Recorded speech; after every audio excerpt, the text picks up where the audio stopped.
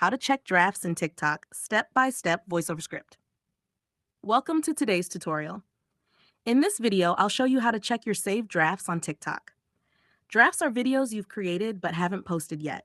They stay saved only on your phone, so let's see where to find them. First, open the TikTok app and log into your account. Next, go to your profile by tapping the profile icon at the bottom right corner of the screen. On your profile page, you'll see all your uploaded videos. Look closely and you'll find a Drafts folder as the very first video in your grid. It usually tap on the Drafts folder, and here you can see all the videos you've saved as drafts. From here, you can tap on any draft to watch it, edit it, or post it to your profile. Remember, drafts are only stored on your device.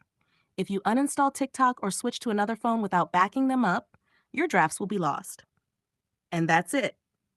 Now you know how to easily check and manage your drafts in TikTok. If this tutorial helped you, don't forget to like, share, and subscribe for more